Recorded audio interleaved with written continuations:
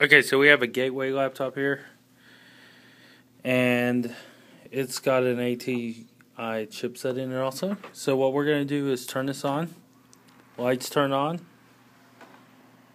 and we hear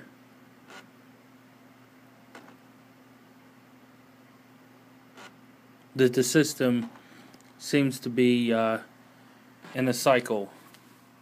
Rebooting, we get no video on the screen.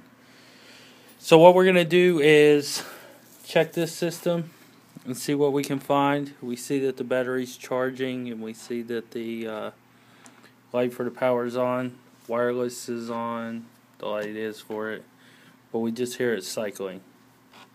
So first thing we'll do is pop the drive out, and we see that the sound is stopped, but we don't see anything on the screen. We'll turn this off, turn it back on, see if that affects it any. Sometimes it does. It does in the DV9000s. So we'll turn it on and see what happens. And we hear no more noise, and we see nothing on the screen. We can plug it in, back to the cycles.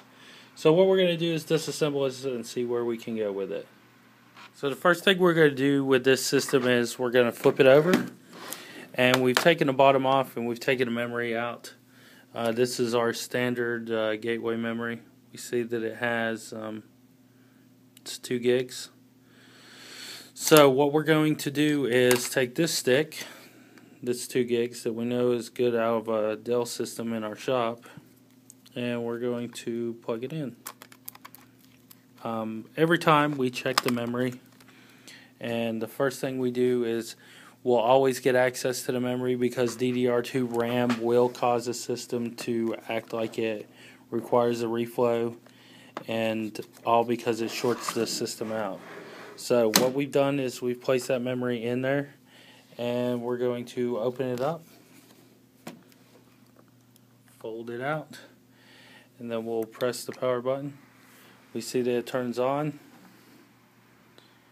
and let's see what happens.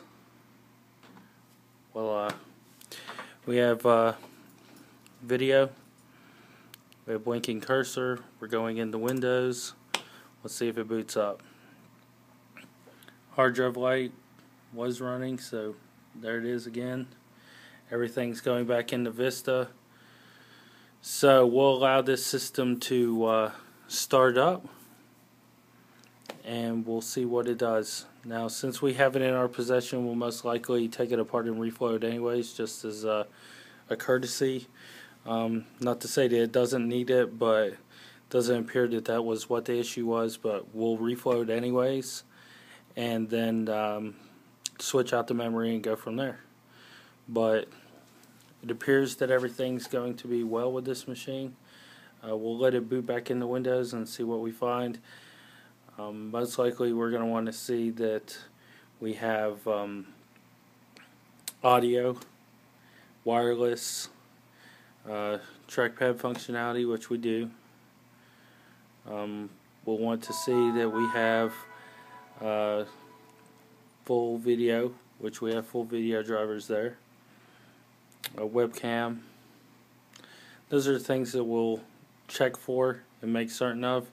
But it appears that everything's going to be good with it, so we'll call it finished for right now.